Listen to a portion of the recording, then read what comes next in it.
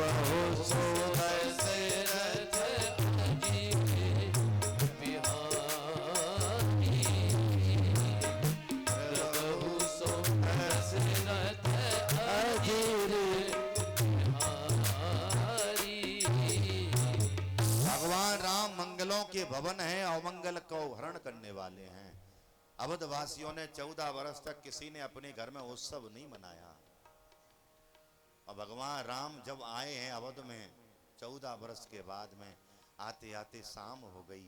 जब देखा कि घरों में अंधेरा पड़ा हुआ है, अवधवासी सब दर्शन करने के लिए आए हैं, अयोध्यावासी प्रभु राम का दीदार करने के लिए सब आए हैं। आहा, भगवान राम ने अवधवासियों से कहा, भैया घरों में अंधेरा क्यों डाल रखा है, दीपक नहीं जलाया? बोले प्रभु अब आप आ चुके हो, अब घर में दीपक जलेगा। हम लोगों ने दीपक इसलिए नहीं जलाया, बोले आप जंगलों में घूम रहे थे और जंगलों में दीपक की कोई व्यवस्था नहीं होती, वहां लाइट का कोई इंतजाम नहीं होता। और हमने जहां तक भगवान अपने घर में, अपने पूरे अवध में कोई भी उत्सव नहीं मनाया। भगवान राम के नेत्र सजल हो गए। धन्य है मेरे अवधवासी, जो कि इन्होंने मेरे जाने के वहां में वो प्रतीक्षा में इन्होंने अपने अपने घरों में कोई दीपक नहीं जलाए, कोई उत्सव नहीं मनाया। धन्य है। आते आते कार्तिक अमावस्या थी, तब भगवान राम ने माता लक्ष्मी का पूजन किया, और माता लक्ष्मी का पूजन करके वो दिए जलाए, और दिए जला करके वो दिए किस में रखे? बोलो, आप जब गांव में दीपावली का पूजन करते हैं ना, तो दिए जला करके हम किस में रख के ले जाते हैं? बोलो, थाली की परंपरा अब चल पड़ी है, सूप में रख के ले जाते थे, सूप में। कल आपने सुना ना परसों, साधु ऐसा चाहिए जैसे सूप सुबह हो। सूप में रख करके दीपक लेके जाते थे और द्वार द्वार रखते थे, भैया हमारा दीपक रखा है, भैया हमारा दीपक रखा है, भैया हमारा दीपक रखा है। ऐसे भगवान राम ने उसी दिन से माता लक्ष्मी का पूजन करके और घर घर जाकर के, सबके घर में, पूरे अवध में जाकर के अपने हाथों से दिए जलाए, और आज से तुम दिए जलाओ, आज से तुम उत्सव मनाओ। हम आ चुके हैं। माता जानकी ने कहा, प्रभु 14 वर्ष के बाद में हमारा आना अवध में हुआ है, एक काम करो, एक काम करो, यहीं चढ़ा दो माता, यहीं चढ़ा।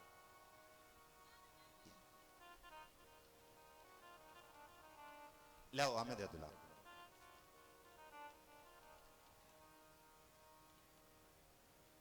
बोलो राधे राधे। मैया का मन है तो ले आओ, आ जाओ, आ जाओ माता।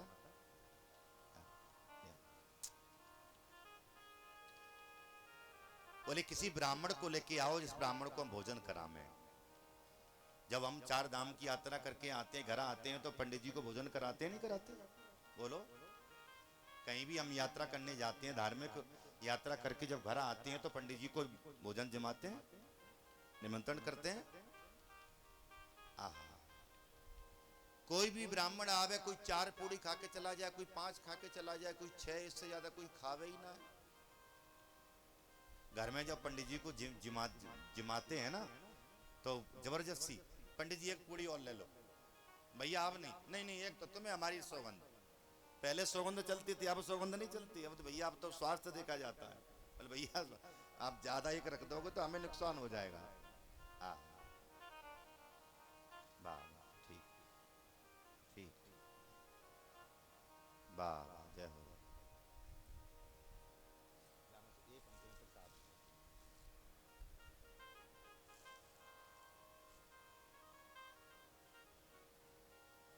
माता जानकी ने कहा, हे रघुवर, हे करुणा निधान, जो भी पंडित जी आप लेके आते हैं, कोई 2 पूड़ी खा के चला जाता है, कोई 3 खा के चला जाता है, इससे ज्यादा कोई खाता नहीं।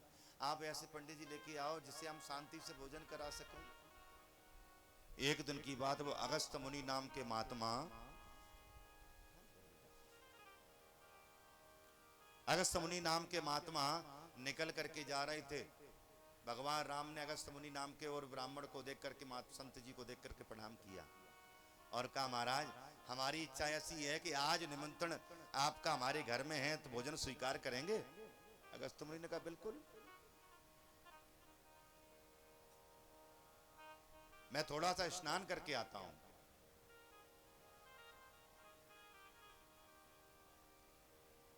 और जैसे स्नान करके आए, माता जानकी ने पूरी रसोई, जिसे कहते हैं सीता रसोई, जानकी जी बनाती हैं उस रसोई को क्या कहते हैं? सीता रसोई। और राधा जी बनाती हैं उसको श्री जी रसोई। हाँ, आहा। ब्राह्मण देवता को आसन डाल दिया और अगस्त मुनि आए। अगस्त मुनि आसन पर बैठ गए। अगस्त मुनि दुबले पतले। माता जानकी ने देखा ये क्या भोजन करेंगे। लेकिन ध्यान देना मेरे भाई बहन, जो दुबले पतले दिखाई देते हैं ना देखने में, वो इतना खा जाते हैं, इतना 15-20 रोटी किस कोने में चली जाती पता ही नहीं चलता। 15-20 पूड़ी तो 15-20 पूड़ियों का तो नाश्ता होता है। हाँ, माता जानकी ने देखा ये क्या भोजन करेंगे। थाली सामने लगा के रख दी, खीर है, सब्जी है, पूड़ी है, और भी कई कई मिष्ठान हैं, कई प्रकार की सब्जियां हैं, रायता है। अगस्त मुनि ने कहा माता जी आपके घर में कोई बड़े बड़े पात्र नहीं है, इस कटोरी को नाक में डालें कि कान में डालें? ओहो, माता जानकी समझ गई आज कोई ब्राह्मण खाने वाला मिला। क्योंकि भगवान राम ने कह दिया था जब तक हम आपसे मना न करें तब तक तुम पाते रहना। 2 दिन हो गए, 4 दिन हो गए, 5 दिन हो गए, 6 दिन हो गए। माता जानकी जी कह रही ब्राह्मण देवता प्रेम से पइयो। बोले आधा भोजन हो जाए तो बता देना। बोले आधा हो जाएगा तब हम बता देंगे, अभी तो हुआ ही नहीं। 10 दिन निकल गए पाते पाते। लेकिन ये रसोई में से कैसे कह दें कि पंडित जी अब जाने का नाम क्यों नहीं लेते? घर में कोई ब्राह्मण आता है, वो 2 पूड़ी खावे, 10 खावे, 20 खावे, क्या आप ये सोचोगे कि नहीं पंडित जी अब बंद कर दो?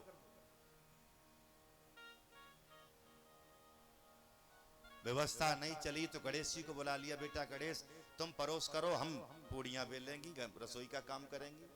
भगवान गणेश आ गए और तब भी व्यवस्था नहीं चली तो माता जानकी ने गणेश जी से कहा बेटा गणेश तुम अपनी पत्नियों को बुला लो, अपने बच्चों को भी बुला लो।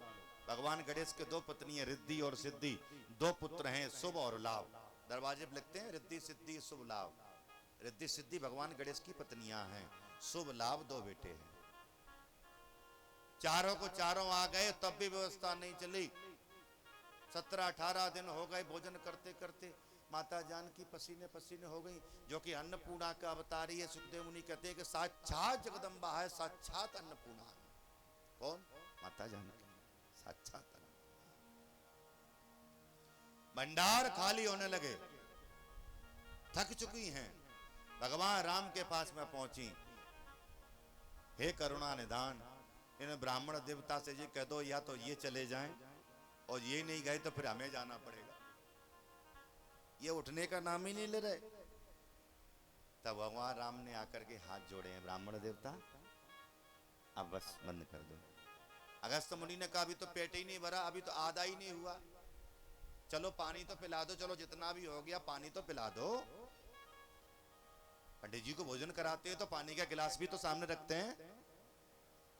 भगवान राम ने कहा हमारी इतनी क्षमता नहीं जो हम आपको पानी पिला सकें।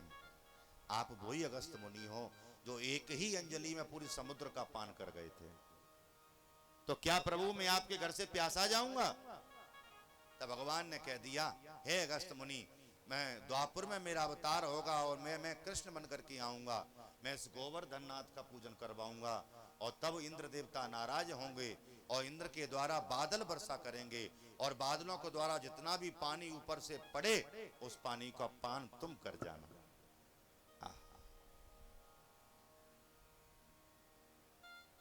तो वही त्रेता के वो अगस्त मुनि, और आज जब वर्षा हुई बादलों ने वर्षा की, उस जल का पान अगस्त मुनि करके चले गए। गोवर्धन तो गोवर्धन है भैया, गोवर्धन की पूजा सार्थक है। कहते हैं कि उत्तर में गिरिराज जी और दक्षिण में त्रिपुत बालाजी।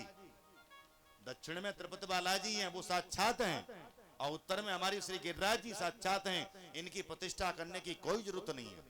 जो स्वयं प्रतिष्ठित हैं। कहते हैं जब तक गोवर्धन ब्रज माही और तब तक कलयुग आवत नाही। जब तक हम गिरिराज की शरणागत रहेंगे, गिरिराज का हम ध्यान करते रहेंगे, तब तक हमारे ऊपर कली का कोई भी असर नहीं आ सकता। इसलिए बंधु, अगर आपकी कोई कामना है वो काम पूरा नहीं हो रहा है, आप संकल्प लेकर के गिरिराज जी की मासिक परिक्रमा लगाओ। हर महीने गिरिराज जी की परिक्रमा लगाओ, दूध चढ़ाओ और दंडवत करके गिरिराज जी को प्रणाम करो।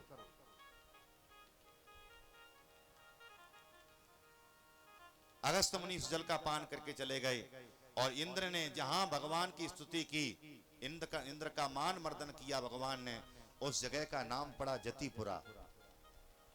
इंद्र का मान मर्दन, इंद्र क्षमा याचना करने के लिए कहां आए हैं? भगवान के पास में जतिपुरा में आए हैं, भगवान की स्तुति की है और भगवान की स्तुति करके इंद्र देवता चले जाते हैं। गोवर्धन की बड़ी महिमा है भैया कि गिरिराज जी साक्षात हैं। कलयुग में तो गिरिराज जी की पूजा बड़ी सर्वोपरि है। एक दिन की बात, नंद बाबा ने कन्हैया से कहा, कन्हैया अब हम 4 धाम की परिक्रमा करना चाहते हैं, क्योंकि नंद बाबा ने एक मन्नत मांगी थी। क्या मन्नत मांगी थी? जो हमारे घर में छोरा होगा तो हम 4 धाम की यात्रा करेंगे, जैसे हम अपनी कामना रखते हैं ना। तो जो ठाकुर जी जब बड़े हो गए तो नंद बाबा ने कही, लाला कन्हैया अब तुम घर को संभालियो, हम 4 धाम की यात्रा करके आवे। 4 धाम बद्रीनाथ, केदारनाथ, गंगोत्री।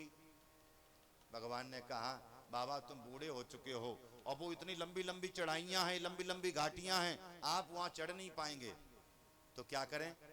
बोले 4 धामों को यहीं ब्रज में बुलवा दें। क्योंकि भगवान का जब प्राकट्य हुआ था, ध्यान देना, भगवान की जब प्राकट्य हुआ था तो इन 4 धामों ने भी भगवान से कहा था, प्रभु इस ब्रज में हमें भी थोड़ी सी कहीं जगह दे देना। भगवान का प्राकट्य हुआ था तो माता लक्ष्मी भी स्वर्ग छोड़ करके, बैकुंठ छोड़ करके ब्रज में आ गई और उस जगह का नाम पड़ गया बेलवन। लक्ष्मी माता का स्थान है वृंदावन से पल्ली पार, उस स्थान का नाम है बेलवन, जहां लक्ष्मी माता का बड़ा सुंदर मंदिर है। और माघ महीने में, पूस महीने में, पूरे पूस महीने में 1 महीने का बहुत भारी मेला लगता है। माता लक्ष्मी भी वैकुंठ छोड़ करके ब्रज में आकर के पड़ी हुई है। तीर्थों ने भी कहा, प्रभु मुझे भी कहीं न कहीं थोड़ी सी जगह दे देना, आपका प्राकट्य ब्रज में हो रहा है तो हमारी भी थोड़ी सी हाजिरी लग जाए, हमें भी कहीं किसी भी कोने में हमारा भी स्थान दे देना। तो भगवान को इधर नंद बाबा की भी कामना पूरी करनी थी और इधर भगवान को इन 4 धामों को, इन तीर्थों को भी कामना पूरी करनी थी। नंद बाबा ने कही कि लाला कन्हैया 4 धाम को जाना चाहते, बोले यहीं बुलवा दें। बोले लाला नेकी और पूछ।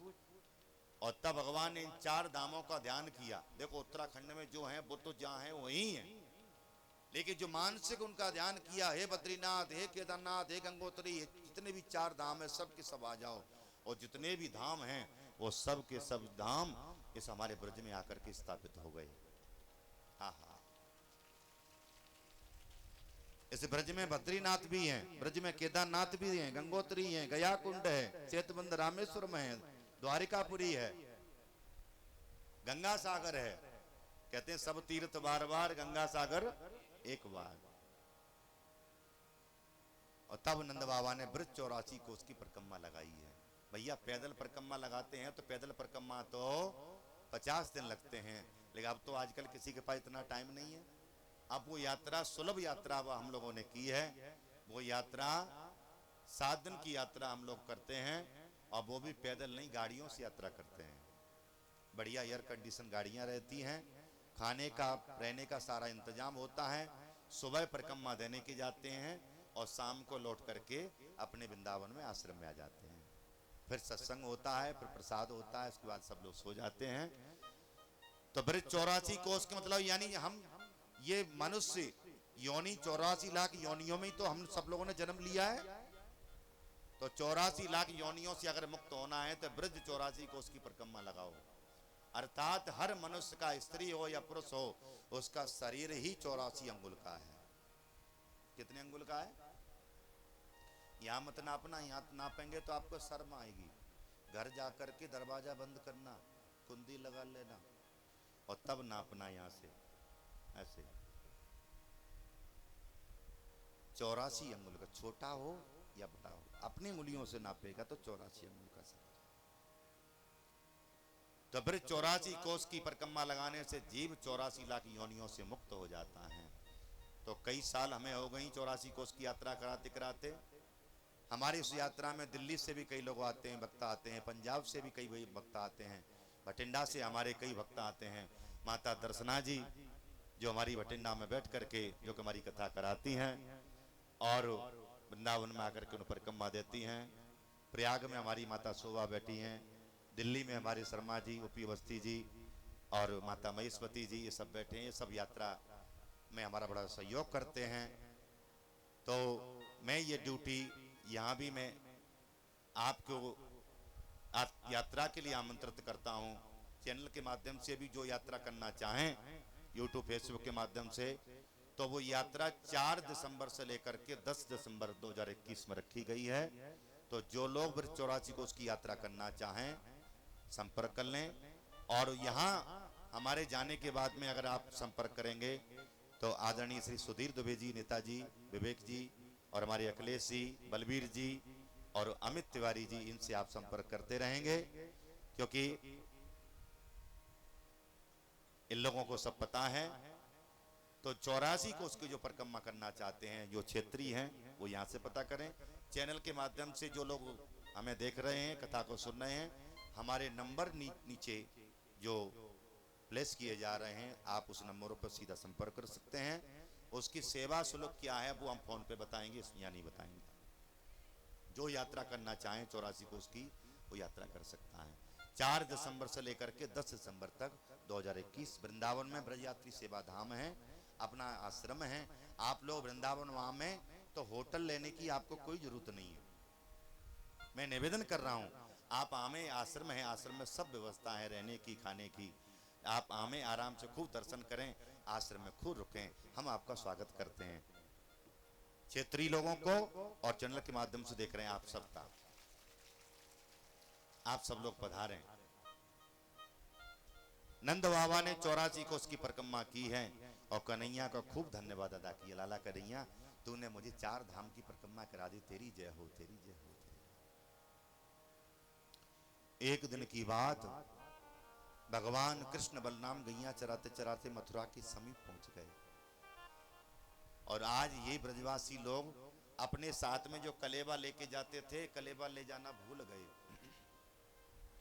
इनको भूख लगी, ब्रजवासियों ने कहा, लाला कन्हैया मुझे बड़ी जोर से भूख लग रही है, कुछ खाने के लिए हो तो दो ना। भगवान ने कहा, तुम एक काम करो, मथुरा में चतुर्वेदी ब्राह्मण यज्ञ कर रहे हैं, आप चले जाओ, यज्ञशाला में जो कुछ भी खाने के लिए रखा हो वो सब लेके आ जाओ।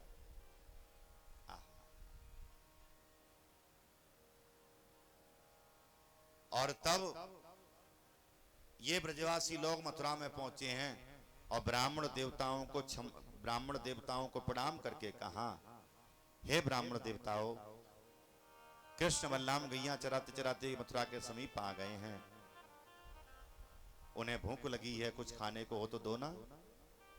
हे भूमि देवा शृणुत कृष्णस्यादेश कारण प्राप्त जानीत भद्रम वो पांडो राम जोदिता। कहते हैं ब्राह्मणों को देख करके प्रणाम करना भी चाहिए। कल भी हमने कहा था, आज फिर कह रहा हूं, ब्राह्मण कौन है? ब्राह्मण पृथ्वी के देवता हैं। ब्राह्मण पृथ्वी के देवता हैं।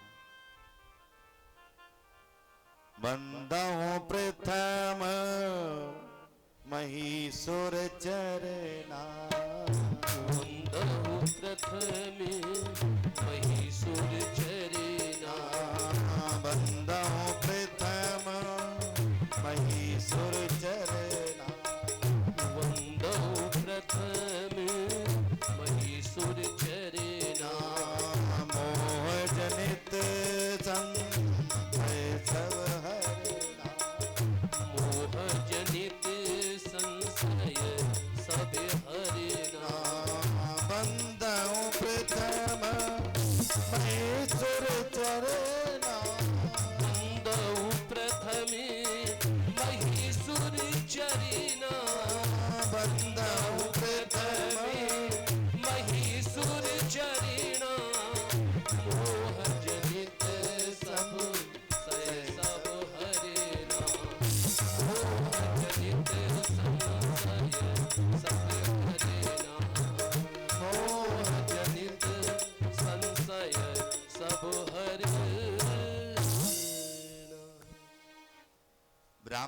क्या कहते हैं? ब्राह्मणों को पृथ्वी के देवता कहते हैं। देवाधीनम जगत सर्वम मंत्राधीनम च देवता, ते मंत्रा ब्राह्मणाधीनम तस्मात् ब्राह्मण देवता।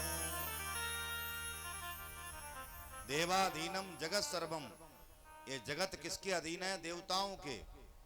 और देवता किसके अधीन है? देवाधीनम जगत सर्वम मंत्राधीनम च देवता। और ये देवता मंत्रों के अधीन हैं। और मंत्र किसके पास में है? बोलो, मंत्र किसके पास में है? मंत्र ब्राह्मणों के पास में है। ते मंत्रा ब्राह्मणाधीना तस्मात् ब्राह्मण देवता। इसलिए ब्राह्मणों को पृथ्वी का देवता कहा जाता है, भूदेव कहा जाता है।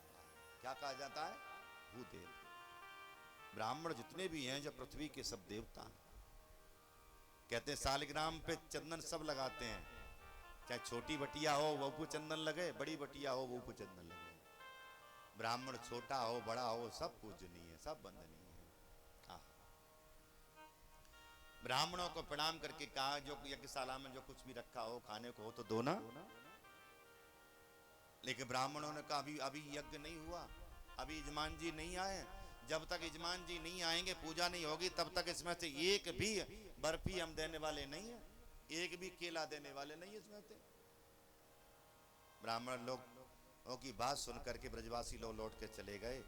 भगवान ने कहा क्या हुआ? बोले उन्होंने मुझे डांट दिया, फटकार दिया। बोले तुम्हें तो मांगना भी नहीं आता, तो इन माताओं के पास चले जाओ। और यही ब्रजवासी लोग जब ब्राह्मण पत्नियों के पास में आए और ब्राह्मण पत्नियों को भी प्रणाम किया, माता आपको प्रणाम। कृष्ण बलराम गैया चराते चराते मथुरा के समीप आ चुके हैं और उन्हें बड़ी जोर से भूख लगी है, तुम्हारे घर में कुछ खाने को रखा हो तो दो ना। और जब कृष्ण बलराम का इन माताओं ने जैसे ही नाम सुना है तो कान में मिश्री घुल गई। कौन आया है? कृष्ण आए। कौन आया है? बलराम आए। अपने हाथों से 56 भोग बनाए, भोजन बना करके तैयार कर दिए और कहा हम चलें तुम्हारे साथ में। देखो स्त्री का हृदय इतना कोमल होता है, कहते हैं खुद नहीं खाएगी, सामने कोई